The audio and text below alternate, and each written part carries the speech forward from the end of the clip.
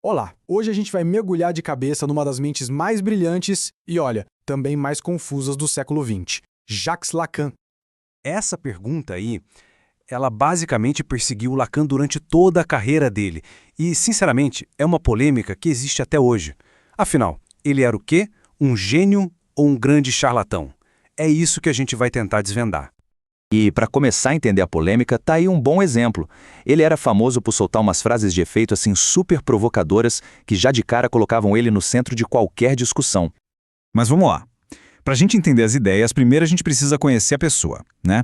Então vamos começar por essa jornada dele saindo de uma criação bem tradicional para se tornar uma estrela da vida intelectual de Paris. A vida dele passou por um período de muita, mas muita mudança no mundo. E desde bem cedo ele já batia de frente com o conservadorismo da família. Era mais atraído pela filosofia, pelas vanguardas artísticas, e essa tendência de questionar as regras, de não aceitar o estabelecido, acabou definindo a carreira inteira dele.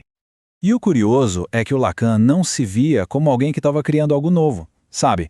A missão que ele mesmo se deu era de um retorno a Freud. Ele queria resgatar o que ele achava que era a verdadeira essência da psicanálise, que tinha se perdido no caminho. Na visão dele, a psicanálise que veio depois de Freud, inclusive aquela liderada pela Anna Freud, filha do próprio, tinha meio que domesticado a psicanálise. Tinha tirado aquela parte mais selvagem, mais revolucionária da descoberta do Freud, porque começou a focar demais no ego, na parte consciente da mente. E o Lacan acreditava que a chave para o inconsciente não estava na biologia, como muitos pensavam. Não. Para ele, a chave estava na linguagem. E foi essa ideia que levou ele para a teoria mais revolucionária de todas. Bom, chegamos agora no ponto central do pensamento do Lacan. A ideia que faz dele uma figura tão única, a de que o inconsciente é estruturado como uma linguagem. Vamos entender o que isso quer dizer. E para sacar o Lacan, a gente precisa dar uma paradinha rápida num outro cara, o linguista Ferdinand de Saussure. Ele disse que uma palavra, que ele chama de signo, tem duas partes. O significante, que é o som, a palavra árvore, por exemplo, e o significado, que é a imagem ou conceito de árvore que vem na nossa cabeça. Pois bem, Lacan pegou essa ideia do Saussure e no estilo dele virou tudo de cabeça para baixo. Para ele, essa ligação entre a palavra e o conceito não é nada fixa. Pelo contrário, a palavra, o significante, é que manda. Ela fica deslizando por cima de vários significados.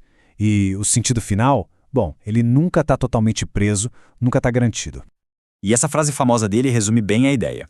O outro, com O maiúsculo, para Lacan, é todo esse sistema de linguagem, de cultura, de regras da sociedade onde a gente nasce. Então os nossos desejos mais profundos, os nossos pensamentos, tudo isso é moldado por esse discurso que já estava aí antes da gente, que vem de fora.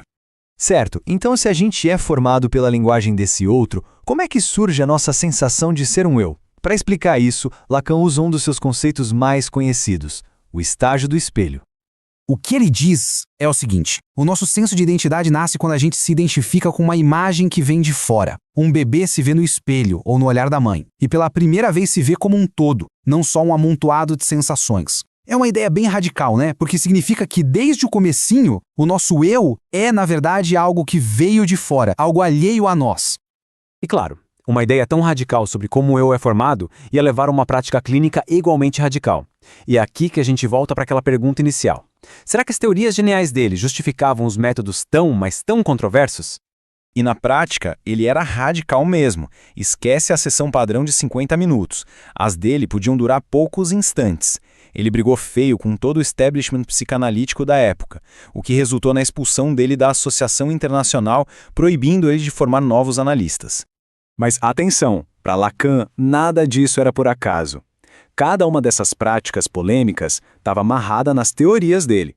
A sessão curta, por exemplo, era para pegar o inconsciente de surpresa, já que o inconsciente não liga para relógio.